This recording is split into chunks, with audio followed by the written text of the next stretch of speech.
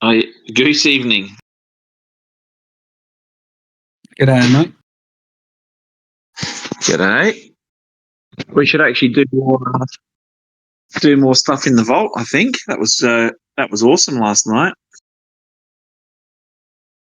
So for those who came along last night, thank you very much. I think it was, like I said, it was good, and I think it's the quicker we can move to doing more of that stuff in the vault, the better, and being able to sort of walk people around and show people what's being built and done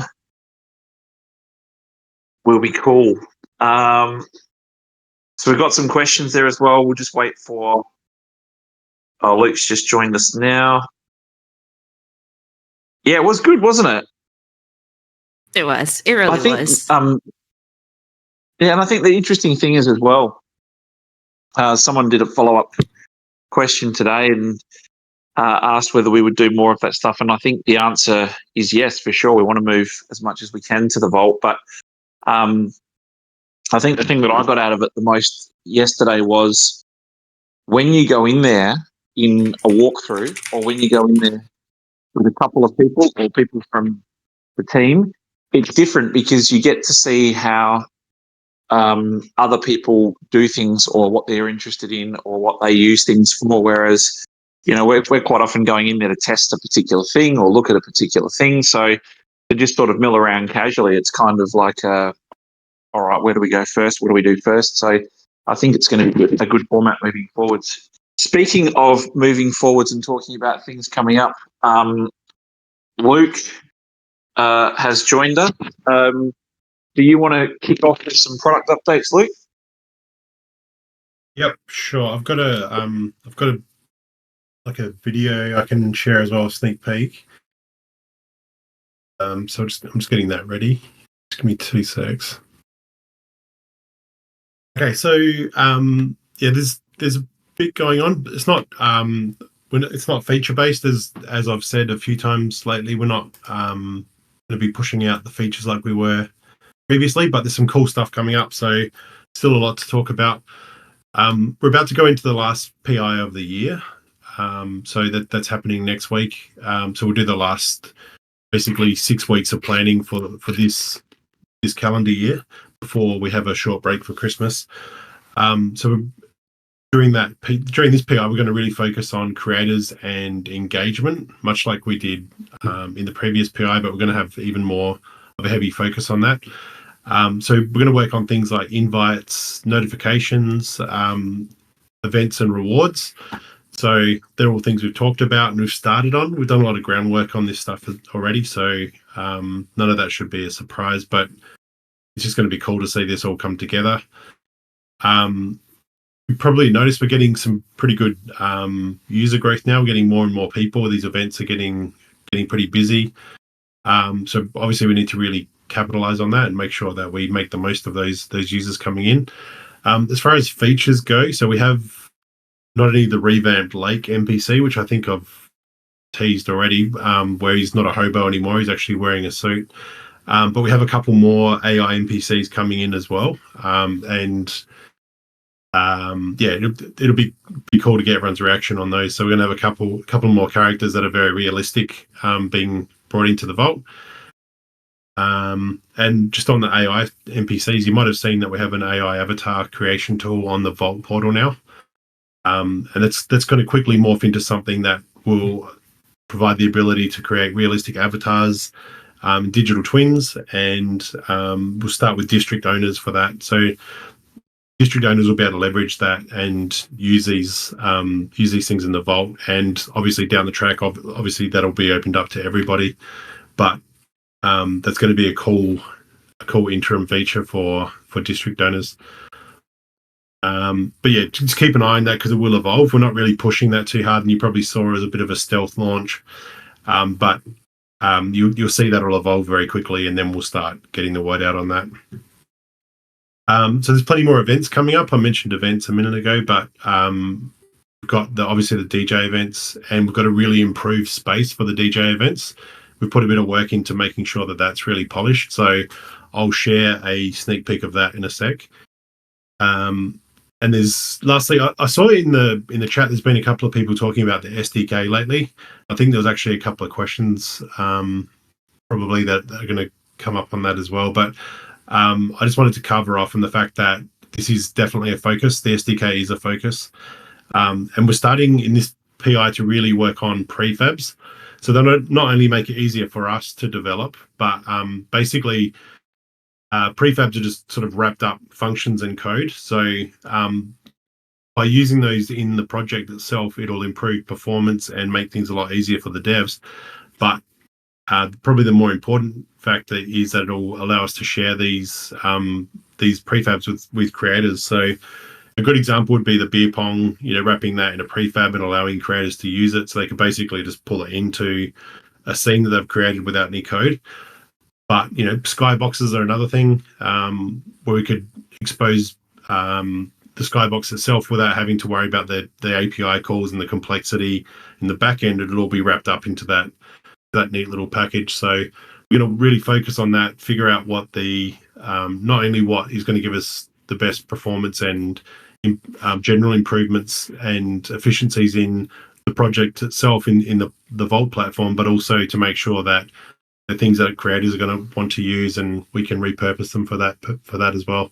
But having those neatly packaged prefabs available to creators means that they will be accessible in the scenes that are created, and things like districts, like basically a district that can be customized and have a scene come in that's custom made, but also have those prefabs there to be able to get those mechanics and assets and all sorts of things, API calls, all sorts of things wrapped up and accessible for those scenes. So that's when we start to get to that point where it becomes much more customizable. So back to the DJ scene. I've got a video queued up, so I'll just get that ready. This is basically this is going to show. Yeah, it is good. Lala's seen it; she's excited. This is just basically a vanilla sample of it, but you'll probably see some more videos leaking in the near future. But what we're trying to do is make this customizable for the DJ, so they've got some creative control over the space. So that, think of like textures, skyboxes, those types of things. But we also wanted to make it more of a casual bar sort of theme as well. So you'll probably see there's a lot of cool changes, and I'm really looking forward to seeing what we can do from DJ to DJ and event to event with the customization of these spaces. So let me just share my screen. No sound, so I don't have to worry about being too technical tonight, which is good. A bit late for me. Those stars in the background, that's not a static thing, that's a skybox, so that can be anything. Much as we've created these AI skyboxes for our apartments, the DJs could create basically any backdrop they wanted. It's hard to tell in this video, but it makes the space feel much, much bigger. Yeah, like this, it makes it feel like it's a floating station, that it's outdoor. So even though it's got that outdoor feeling, which is kind of, it's hard to explain without being in there in VR. The VR does it justice. The cogs look really good, don't they? Cogs For look the great. people listening to this and right. can't see the video, he's referring to the cog assets on the wall. Pete's referring to the lack of music, but he's not prepared to solve the problem. It's a problem for Micah to solve. I love those lounge suites. They look so cool. Yeah, that's the thing, Madame. You can actually make. You're right. Like having the skybox turned on makes it just feel infinitely huge. That's my demo. I don't know if Red Pill or Micah or anyone else want to add anything to what I've gone through tonight. Nope, you're pretty thorough. Leave nothing for us to reveal. So, Actually, one thing I noticed about going into other apartments, we went into Luke's a space that Luke set up today in one of the apartments, and the first thing I thought of when I walked in there was, it's amazing how different everybody sets up their own apartments. Like they really are. quite individual. And I was walking around, I thought, wow, this is very different to the way I would do it. And then after about 3 minutes in there, I started thinking, this is actually really, really cool. And it is good to see how different people settle on backdrops and color schemes and textures. It's going to be awesome to go through all of your apartments when you set them up, if you invite us in. Pete, anything that you want to share from your side? Yeah, I got alpha on cogs, but I'd rather let everyone else go first. Is everyone done? No. We can go through questions and stuff, and you can leave that till later if you want. Yeah, we can drop that right at the end because the announcement's coming out tomorrow. Okay. But yeah, we're just gonna give the Discord folks here a 1 day heads up. It's like the Home Shopping Network. Okay. When they have the discount code, they tell you at the end, so you have to stay and watch the whole show before you. Yeah. Or they say those damn rabbit holes that you get when you're on the internet that goes, you'll never believe what these guys that were popular in the 80s are doing now, and you've got to click right through 30 of them to get to the featured photo. Damn those people! I hate those. I really hate those. Everybody hates them. Everybody always goes, I don't know what you're talking about. I've never seen one of those before. Bullshit. No, the thing about me is I'm always a sucker for that. I'll go click on it like, what the hell? Okay, I'm like, go 30 pictures and like, man. You're saying with you, Pete, it's always like, I didn't know Heidi Klum had a wardrobe malfunction. When did that happen?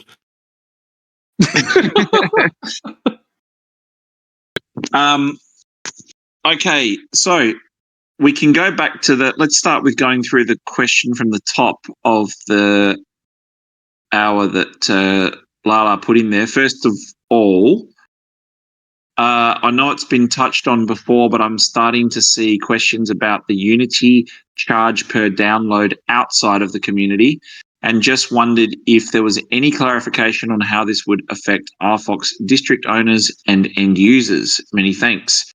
Who wants to tackle that one?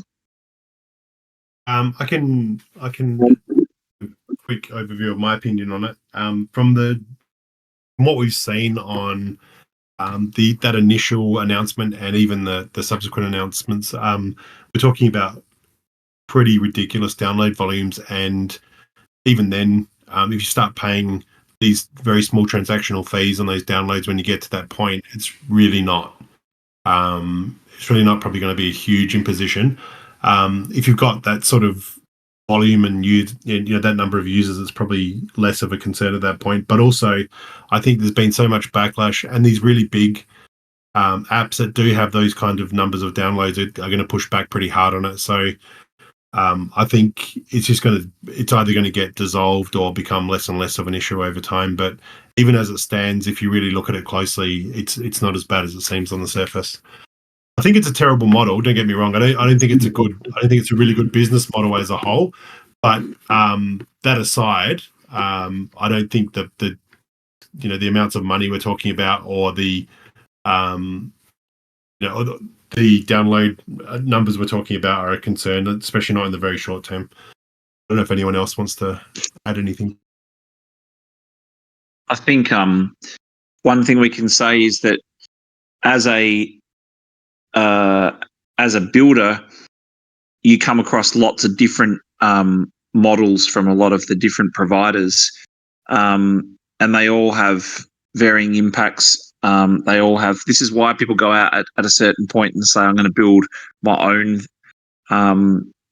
gaming engine or my own server center or my own data storage centers or whatever. The thing is that I think the first thing that Unity did as well was they sort of acknowledged that there was some haste in their want to roll things out. So they've been, it's a moving piece, really. I think it's still open and subject to change, right? Like every company. Yeah, I'll just add to what your last point, which is you don't want to burn your biggest customers, and that'd be silly to do that. Yeah. Yep. So that's a very good that's a very good read between the lines explanation. It was mentioned a little while back that RFOX were the first to turn a PFP into fully fledged metaverse-ready 3D avatars. Do you believe that narrative is a big deal and substantial enough to market that point, and therefore target collectors who seek those historical moments? I think, from my perspective, it's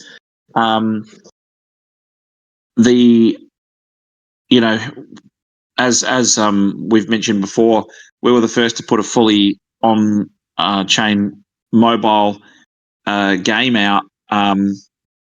And the thing is that, as Red Pill had mentioned before as well, getting product market fit is extremely important, and getting people to see the value of the product and to want to use it and want to replace whatever they're using with whatever you've created. That's the real holy grail, right? It's getting people to acknowledge that what you've done is necessary or needed. You can be the first to do a lot of things, and you can argue to be the first, or you can be one of the first. But the fact is, none of it's important unless it bites or has traction or has some sort of relevance. From a nostalgic perspective, with people looking back on who were the first people to move in this space and what were the first few handful of projects to do this type of stuff, that's only going to have relevance if you're still around and you're still functioning and you're still building and you're still moving forward. So I think we probably got or had 8 or 10 of these types of things over the course of time. And I think that now that we've got the platform into sort of these early stages and public facing, I think that it gives us the opportunity to really push a lot of the things that we do from this point forwards, and amplify it a lot, make it a lot louder. I think that in the early days, if you've just got one little piece of something, and it can't be accessed by huge audiences, it's kind of just more of a technical prowess, a bit of technical prowess or a bit of muscle flexing, but it's not really game changing unless people are actually really coming in and using it and you've built a niche for yourself or a name in that particular area. Does someone else want to have a crack at that as well? I would just add, which is kind of on theme and again to Red Pill's point, but I think the functionality is more important than the feat. So the fact that you can go and buy something on OpenSea now and then use it minutes later in the vault, to me, is incredible. Whether it's an apartment or a citizen, it doesn't really matter. It's the fact that those things, are basically there and can be deployed and attached to you in a very short period of time without any work whatsoever. So I think that speaks volumes, and whether we were the first to do that or we've just we've implemented it really well, the fact that avatar is in a metaverse and working is one thing, but like I said, the ease of deployment, the ease of change of ownership, all the rest of it, that functionality and that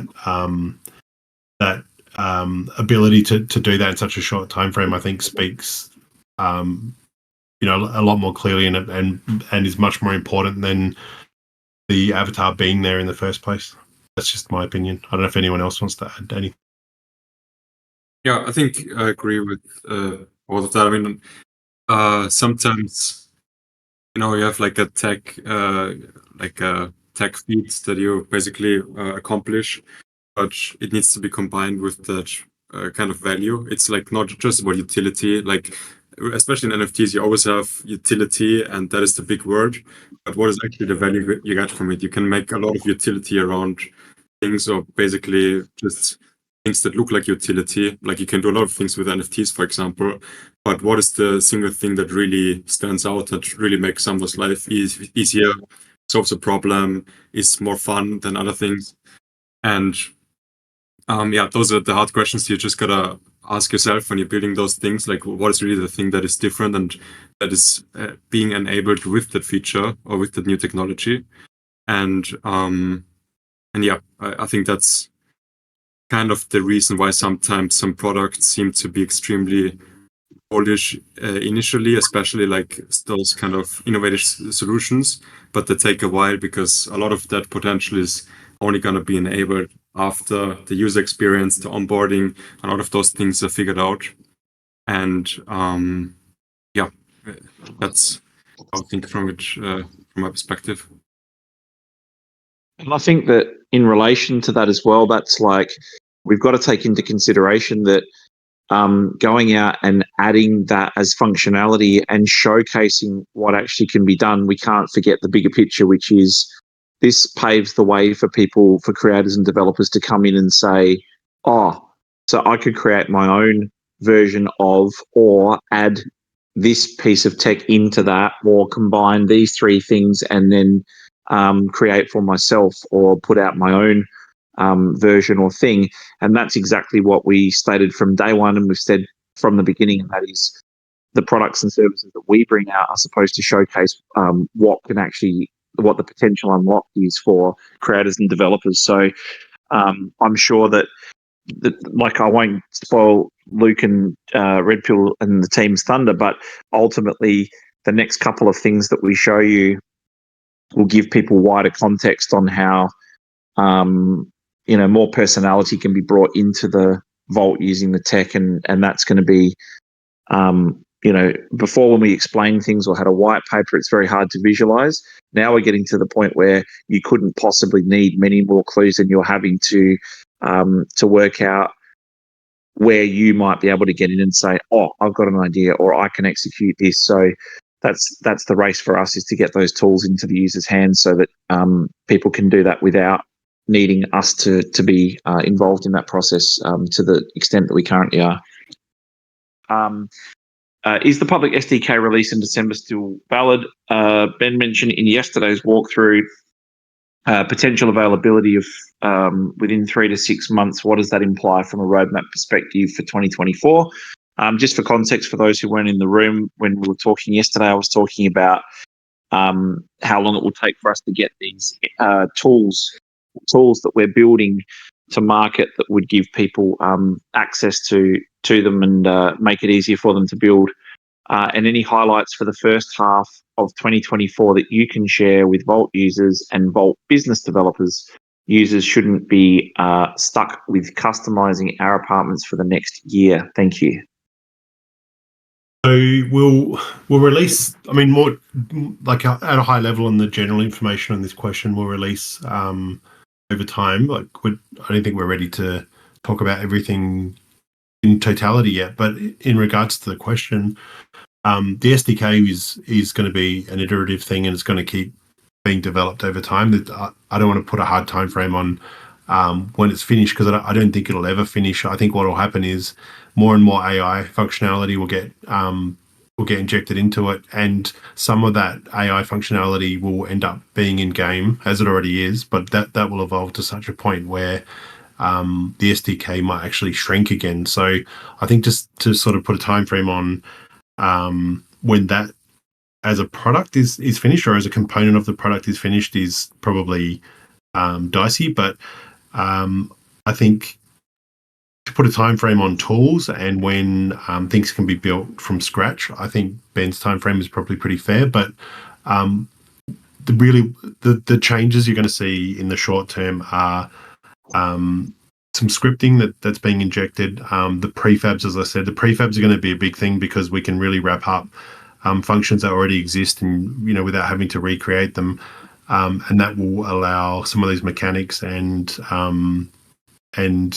less static things to happen on top of those scenes. So rather than just having an empty scene with just a social space, you'll be able to have some of those assets that are interactive and everything as well on top of that. So I think that's the first big change, and that's already started. We're already working on that, and then the scripting side of things will allow events to happen, but really those overarching services, I think, are going to be the big thing, like having multiplayer in there so people can come in and experience the scene properly, having voice, all the things you'd expect, having token gating on these experiences as we've got, with the districts, but having that as a component.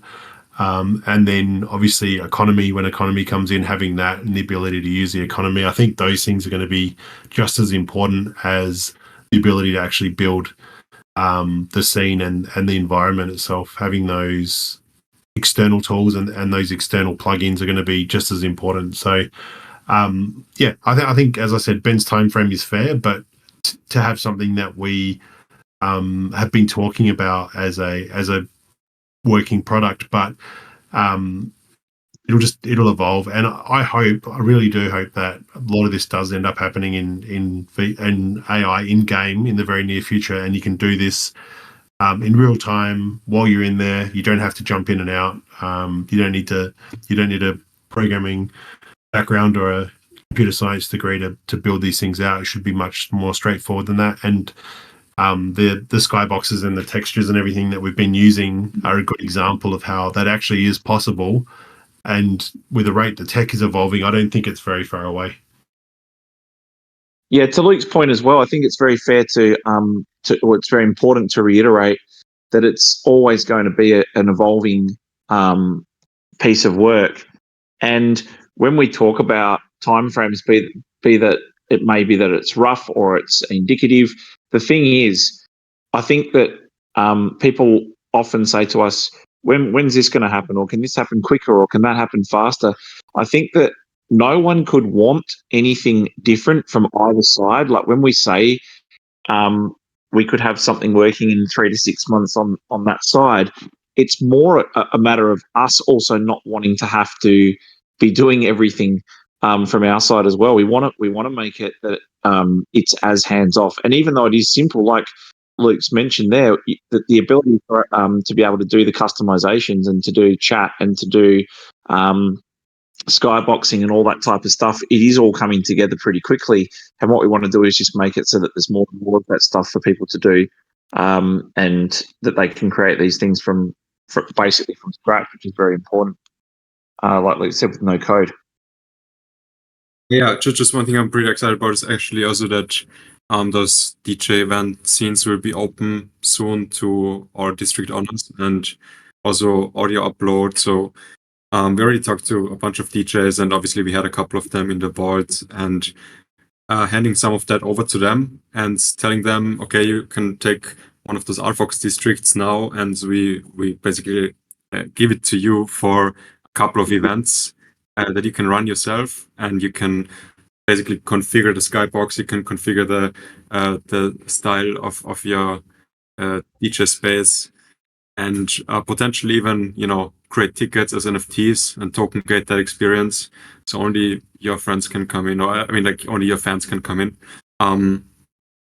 That's, I think, also pretty exciting because it's the first time that we really can open this kind of feature to others, and we don't need to run those events anymore. Like we can just give them all those tools that they need, and they can start with those events. And that approach will follow everything that we're doing. Like we're doing, all kinds of gamifications or like treasure hunts or things like that. The goal will be to somehow open that up to district owners as well, to give those abilities for you guys to run that, whoever owns a district or is part of that.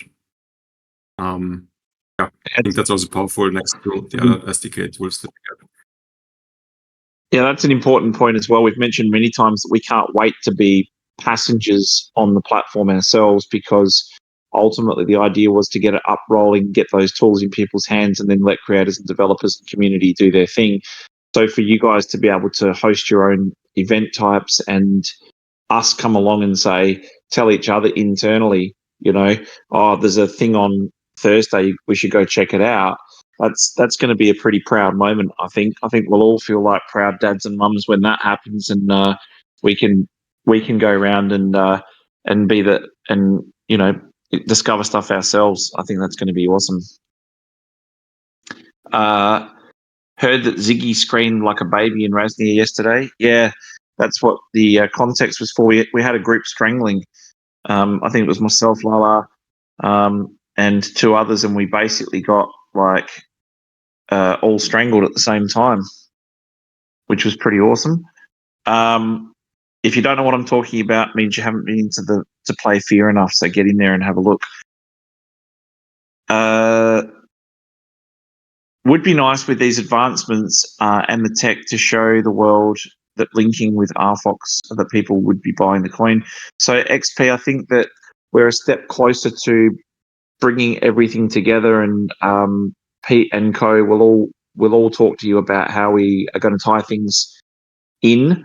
more comprehensively as we go on. But ultimately, we're getting closer and closer to this stuff every day. So that is exciting. And I think that right now, if you layer, as we say, the previous Bitcoin halving cycles and all the rest of it, we've probably got a good period right now, which is where we should be seeding what we've done and where we should be planting those seeds and building that narrative. So we're working with power firms and stuff to do that now, because this is the time that you really want to be sort of getting your story together, showing what you've done, showing where it's going, and then working out a really easy to digest way to communicate that to much wider audiences. So that's something we're acutely aware of and working on.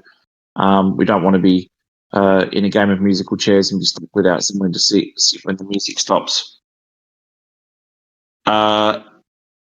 Do you plan to continue with DJ events or also add any other genre like stand-up comedians, etc.? The answer to that question is yes.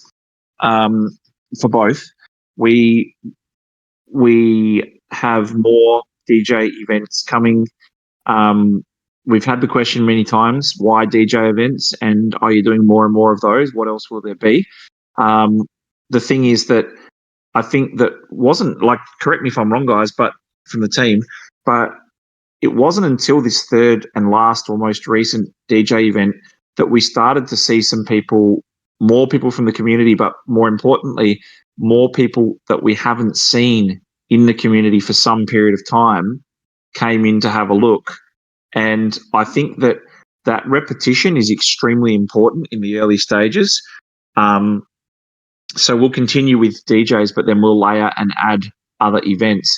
Red Pill, I don't know if you want to talk about, you just mentioned it a second ago, but if you want to abbreviate or not on what you were talking about as well. You were talking about other So events. first of all, for stand-up comedians, we definitely have stuff like that also in the pipeline. Basically, one thing we want to do is we want to have mute in the vault, because sometimes some people might cause an echo with their device, or there's some issues with audio. So we want to make sure that if we have those shows, there's you have the option to mute someone. Otherwise, one person could basically just do that whole event.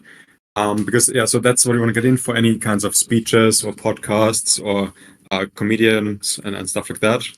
And for the games, we will do the treasure hunt. So this will be pretty cool. And we have a bunch of things planned around games that you can do with web views. So we're going to put a couple more web views into the vault. And we found a couple of games that you can actually play within the vault, and you can even play like in groups of 8 people, for example. There are a couple of things that we will launch, and we will do it similarly with DJ events. Maybe once every week or twice every week we'll have a game event, and just see how that goes. Yeah, I think it's going to be exciting to get a bit of life in there. But again, I think an important point that we might not harp on enough about is Red Pill was talking before about the opportunity for people to host their own stuff and events. I think we've already seen like one community member doing a treasure hunt type of exercise. We will see more and more of that, and we want to empower that. We want to push that. We want people to be doing that type of stuff. So it's extremely important that we are the group of people that show what is capable of being carried out, and then handing that over and saying go for it. Because if you wait for us to do an event and then book another event and then do another thing, we're only going to be able to do so much in a period of time, as well as also finishing the platform. So the quicker we can get people like yourselves, and again, we would invite you, and I've mentioned this before, contact us and tell us if you've got an idea for something that you want to do, and we would try and be as accommodating as possible. But ultimately, the longer term objective is to say, just get in there and do it.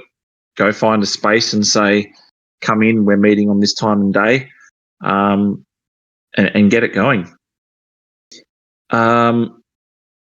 Will RFOX 2020 still have a purpose? Yes, XP. Yes, all I'll say is yes, we're working on more stuff now. And one of the focuses will be trying to tie all of the pieces together, which we've said. We've built lots of things in isolation, and now the platform is coming together. Then we can start to click those pieces in. But one of the conversations that I've been involved in multiple times this week, and I know many people from the team have, is about creating value for what we already have and making sure that we are focused on bringing that value across the ecosystem. So that's something very important for us to make sure that all of the stuff that we already have is fully utilized and has full utility. Here you go, one for Luke or someone else. With the MetaQuest 3 having better hardware than the Quest 2, will there be improvement on the quality of the graphics in the Vault for Quest 3 users? I would say yes. By simply having a MetaQuest 3, you're going to have a better experience in the Vault. It definitely looks better natively. It performs better natively. As far as having a different build or a different set of assets for that device, not in the short term. There's a massive overhead involved in that, and that's not the main focus here. Having that extra 10% quality in the graphics, and I know some really big games have done it, and some big studios have really honed in on that, and basically they have a separate set of assets that get pulled down for that game on that device, but we don't think it's worth the overhead, and we'd rather channel our efforts in other areas at the moment, especially since you are getting that performance boost and that quality improvement anyway with the upscaling on that device as it stands. Down the track, definitely wouldn't rule it out, but yeah, not a short-term thing.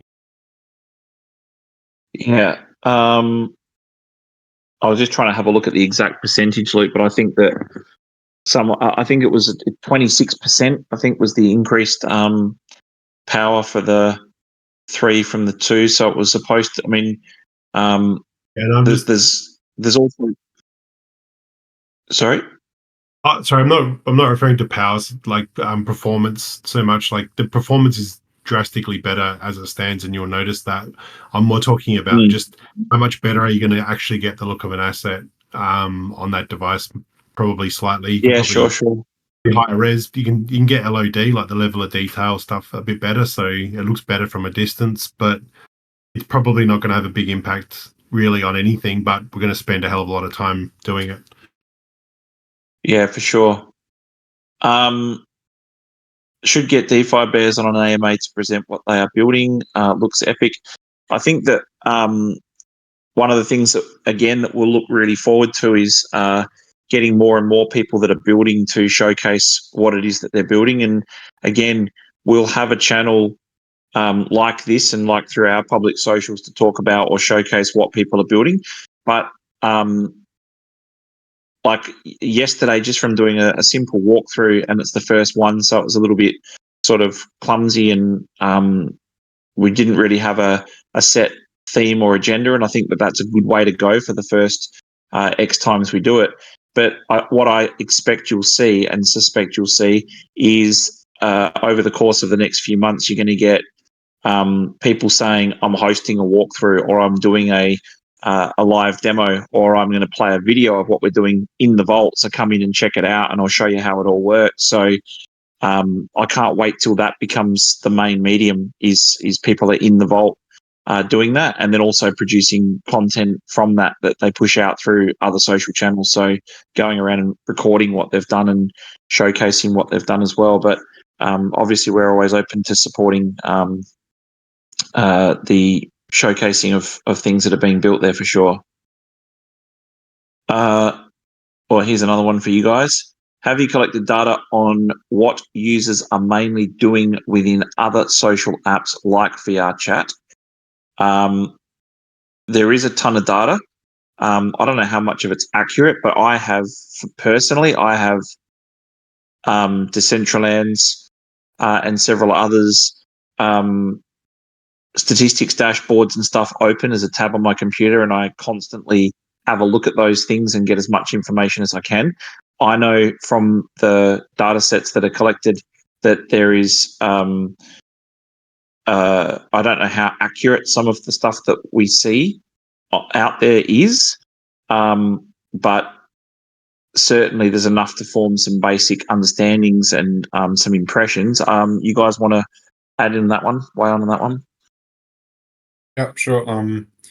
So I couldn't find like a specific like retention data, like really granularly. I think that data is pretty much under wraps in those platforms, but from surveys and stuff like that, we know that exploring is like one of the main things, like just exploring different worlds, followed by chatting. So just the social feature. Like what's interesting about VRChat is that, you know, basically the social element becomes the main feature once you reach a certain point of people. Like you see a lot of places there where people just chat, and there's nothing really that special about those spaces, but there are just people around, and those spaces often have a lot of users. And then other activities is playing just some basic games. I'm sure you've seen some of them in VRChat as well. Again, like some of them are pretty simple, some of them are a little bit more difficult, like or a bit more complex or implemented, but it doesn't directly relate sometimes to how many people go there. So I've sometimes seen games that are very basic, where you just have a screen and it's like some, you know, karaoke game or stuff like that is pretty simple and not a very complex environment, but a lot of people play it. So that's also interesting. Like you don't need to build something extremely complex, and you can still attract a lot of users. And then obviously also events is also one of those fields, and then creating. But creating is more for a bit more technical users that actually create stuff. So yeah, Not we for definitely long, have an man. overview of that. Not for long. Yeah, that's true. With AI and stuff, it's going to be much easier, obviously. And to Joe's point, like we can actually see, depending on who shares it. So to go further into the ambiguity, I won't mention which, but there is some stuff that people put on the front page of their websites as well, and you can have a look at like some of the scenes or worlds or areas, and there's some pretty impressive numbers. Like you'll see that there's 150 people in an area at one time, and then you'll have a look at the second and it'll be like 60 or 70, and the third will be like 30 or 40, and then it just goes like 2, 1, 1, 1, 1, 1. So what you find is that people sort of gravitate towards particular areas if the data we're seeing from these other worlds is correct. They gravitate towards particular areas and events, or but what Joe was saying was right. It's we see that a lot of the socialization. I mean, the socializing is a big component, and it doesn't need to be a great area for that. Some of those VR chat worlds are, like I said, I've mentioned it many times, like a bed and a lounge suite and a rug in a room, and it's full of people just chatting and talking and hanging out. So it doesn't have to be something grandiose if you've got a good vibe and good people in there. Are any retention data available, or do you have to check yourselves within the platform? So for us, we're sort of really building all of the elements of what we need. We've got a ton of data that's definitely pointing us in the right direction, but we're still learning as we go. We're putting the pieces together, and it doesn't matter how much data you collect in any business. It's the way you compile it, and you have to work out which pieces of data actually move needles and which ones don't. So for us, in a platform like ours, which is in its very early stages, we've got certain things that we're looking at and certain things we're requesting to look at on a more granular basis and more regularly. But I can tell you that myself, and I'm sure there's several other people in the team that are sitting there with constant refresh and looking at data and looking at what we're sort of accumulating. We're looking at what is the telltale stats that we need to look at to help drive adoption and move the needle. And we know that we haven't brought on 1 million users and all the rest of it. What we're doing is saying it doesn't matter how many users we currently have.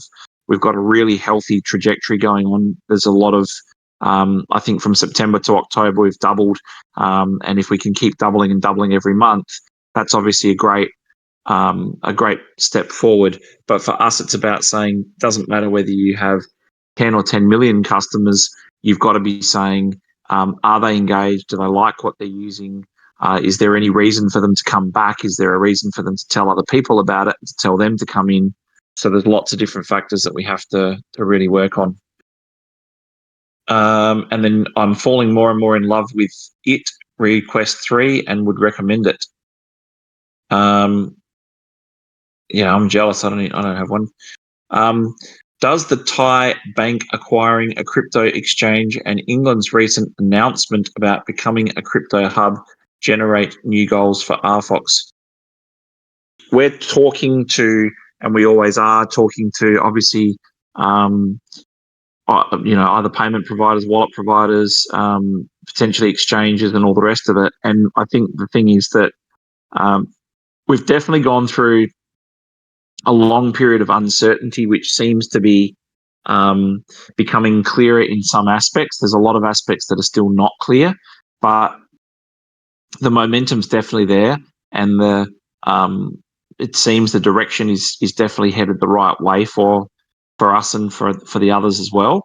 But we always sort of try to dot I's and cross T's as thoroughly as we possibly can, because we want to make sure that as we're getting closer and closer to realizing our end goal of the platform and the tools and all the rest of it, what you don't want to have is a situation where you box yourself into a corner in some way that brings everything down or apart, or causes something that could have been amazing to not be amazing. So maybe sometimes we err a little bit on the side of caution, but that's due to the fact that we honestly believe that we've got something that is going to be well received and something pretty great, and we want to make sure that we don't do anything the wrong way or do anything to jeopardize that. So I think with all of these types of news stories, there's a lot of moving pieces behind the scenes that we aren't all privy to, because I know this for a fact, because quite often I'll see something and I go, I'm going to research that, or I'm going to go talk to those people, or we have connections with these people on a phone call, and I realize that it's nothing like it appears on the outside. Yeah, I think that we will be focusing a lot more on partnerships, as I've mentioned a few times, and I think Luke and others can attest to the fact that we're getting the opportunity to get more, to get partnerships with more tenured companies that have got a wider reaching audience, who have good respect, as opposed to very much a crapshoot gamble of, will this bunch of anonymous people end up going anywhere or doing anything? It's not to say that that's an anti that movement, because obviously that's the movement we're in as well. It's more about the fact that the attention or the opportunity to reach out to a wider range of potential partners that has not been there before is now there.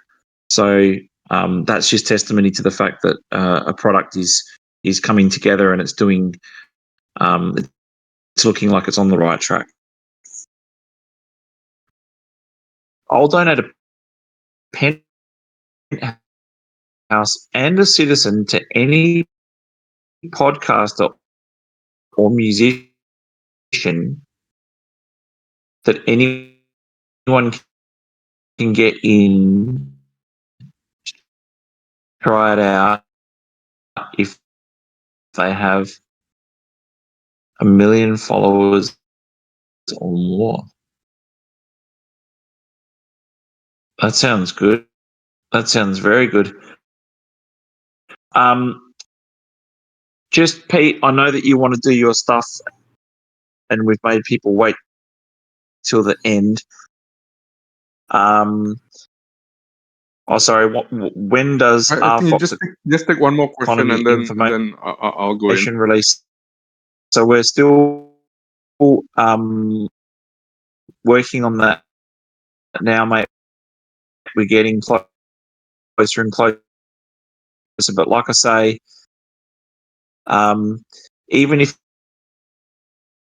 I was just about to You're say it was breaking up. breaking for me, but I think he dropped off. He dropped off. Yeah, I did not kick him. You sure? Yeah. I thought it Lies, was my Pete. African internet, to be honest. I was too scared to ask. And then I heard Pete talk perfectly clear. Okay, I'm like, okay. nope, not my Pete. problem. Oh, hey, I'm you can take that gonna- question as well. When does RFOX Economy information release? We're working on it right now. So I think I don't want to give a timeline because we're going through it multiple times and we've always found stuff that we could fakes or feedback that we could improve. So yeah, but we are working on it again. We were still working on it. Is that item 1 or item 2 that you said in the last AMA you can't talk about, Pete? That's item 2. Pete, can I hijack before we go to Sure. your segment? Okay, Go ahead. great. Go ahead. Like we mentioned earlier, we do have a DJ event this weekend on Sunday. It'll be 3 p.m. Sydney. That should be 4 a.m. UTC or 12 p.m. GMT plus 8, which is my time. Malaysia and Philippines should have that same timing. Please do come over, join us, participate, and check out what is available for this week. The DJ is pretty awesome, so it'll be a really good one to watch and see. Before we go to Pete's update, I have an update, and I just got a DM from Phantom Haunter. I'm not sure if any of you had participated in his clue hunt search. And it was pretty hard. Honestly, I'm one of the noobs who didn't make it through. But we got 2 people who did. And these 2 people are really right now in the running to win a penthouse. So these 2 people will be getting their prizes by this week. And again, thank you to Phantom Hunter for doing this because I do like it when I see community members who come up and kind of like create a way for us to talk, interact, and to fully utilize everything to do in the vault. It's pretty much what I'm looking for. If anybody wants to run competitions or meetups, just let me know. I'll be more than happy to support in any way, shape, or form. Even if you guys feel like I may not have a designer or anything, we would love to support you guys and see how we can do it, share it on our socials, and get more people in on it. So yeah, thank you so much. Pete, over to you. Aren't we out of time? No, don't do this to them, man. Don't do I'll this. just let them wait for tomorrow. So anyways, so the alpha that I want to share with you guys that I think Lala will spam it out to the community tomorrow would be we are going to be having a Cox pack sale. This will be an extension of the Cox Quest collection. I know a lot of people have been asking me in DMs, says how come this collection only has commons, doesn't have anything else? So the packs will actually contain the uncommons, rares, and ultra rares. And the design for this set would be basically you play the game to get the commons and the common foils, and then the packs will contain the uncommons, rares, and ultra rares. It will be 10 cogs per pack, and there will be a guaranteed foil slot per pack. So one of the slots is a guaranteed foil, and I think there will be 2 special slots. The learnings that we got from the Grim 2 sale, that was, I believe, the previous sale that we had. Instead of having one sale in one time zone, like we've done in the past, we're going to split the sale across 2 time zones. And we'll be having one in somewhere like the Australian Asia time zone, and the other one 12 hours later to help cater for the guys over the other side of the world. These cogs will be tubable, as mentioned in the previous tubing blogs, and they will be stackable for scrolls, exactly the same as the tubes from the common cogs. So the people who don't play the game can now get access to cogs to then stake for scrolls. And as communicated earlier, where you get to craft essence packs, I think that will be Lala. Is that tomorrow? That's tomorrow, right? That is correct. 5 p.m. GMT plus 8. Yeah. So essence packs crafting will start tomorrow, and then shortly after that, you will be able to use the essence that you get. No, I wouldn't say shortly after that, but after the sale, you would be able to use the essence and the tubes to craft your pets that will then be available for to be summoned in the vault. So right now, I believe for everyone in the vault, you can summon your pet, not summon your pet, summon the Atropede pet. That is going to go away once we push that patch out, over the next month or so. And that would, you would need to have a pet in your inventory before you can summon it. Okay, hold on. There's a lot of questions there. Okay, let me close my notes and I'll attend to questions. Madam, how long will the sale last for? The sale, this is a limited amount sale. It's going to be 2,000 packs for each half of the sale. So a grand total of 4,000 packs. And the sale will last as long as there are still packs to be sold. The total supply for these packs would be 20,000, however, but this sale will only be for 4,000 of those packs. The other packs will be, we have planned for other sales as well as other various mechanics that we can use to stuff like giveaways. So Lala is going to get a bunch of packs to give away, and I don't know whether I should share this or not, but since some people asked earlier about RFOX 2020, they would get a small allocation of the packs as well. Okay, that's it. Only one question then. That's good. So I think self-explanatory. You guys know what's going on with packs and all that. So Come on, looking people. forward to All the actually viewers that are listening back to this, please read out all the comments. They gotta hear it. No, I'm not. If you want to go read out, go ahead. There's too many things that I shouldn't read out. All right, guys. Have a fantastic week. Thank you very, very much for taking the time to come join us as well, and try and get into the vault a bit, bump into each other, get to know each other. It's actually kind of weird, even though you talk to each other here all the time. It's very different in the vault. So looking forward to doing more of these walkthroughs and events where we can socialize and get to know each other better in there. So thank you very, very much to the team for coming along and for all of your questions. And thank you for your time and coming in and spending that with us. We really appreciate it. So we'll see you in the vault, and have a fantastic week and weekend. Thanks a lot, guys. Take care and stay Thanks, safe. everybody. See you Sunday. Bye.